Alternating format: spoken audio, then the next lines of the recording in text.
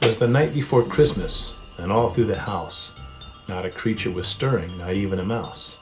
Stockings were hung by the chimney with care in hopes that St. Nicholas soon would be there. The children were nestled all snug in their beds, while visions of sugar plums danced in their heads. And Mama in her kerchief, and I in my cap, had just settled our brains for a long winter's nap. When out on the lawn there arose such a clatter, I sprang to my feet to see what might be the matter. Away to the window I flew like a flash, tore open the shutters, and threw up the sash. The moon on the breast of the new-fallen snow gave the luster of midday to objects below. When what to my wondering eye should appear but a miniature sleigh, and 8 tiny reindeer. With a little old driver so lively and quick, I knew in a moment it must be St. Nick. More rapid than eagles his coursers they came, and he whistled and shouted and called them by name. Now Dasher, now Dancer, now Prancer and Vixen, on Comet, on Cupid, on Donner and Blitzen, to the top of the porch, to the top of the wall. Now dash away, dash away, dash away all.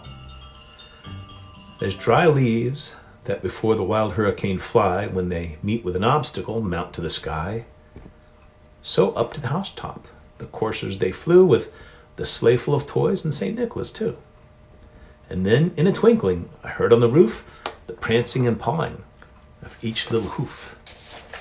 As I drew in my head and was turning around, down the chimney St. Nicholas came with a bound. He was dressed all in fur from his head to his foot, and his clothes were all tarnished with ashes and soot. A bundle of toys he had flung on his back, and he looked just like a peddler opening his pack. His eyes, how they twinkled, his dimples, how merry! His cheeks were like roses, his nose like a cherry. His droll little mouth was drawn up like a bow, and the beard of his chin was as white as the snow. The stump of a pipe he held tight in his teeth, and then the smoke had encircled his head like a wreath. He had a broad face and a little round belly that shook when he laughed, like a bowl full of jelly. He was chubby and plump, a right jolly old elf, and I laughed when I saw him in spite of myself. A wink of his eye, a twist of his head, soon gave me to know I had nothing to dread. He spoke not a word, but went straight to his work and filled all the stockings, then turned with a jerk, and laying a finger aside of his nose, giving a nod, up the chimney he rose.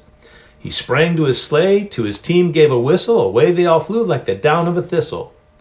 But I heard him exclaim, ere he drove out of sight, "Happy Christmas to all, and all a good night."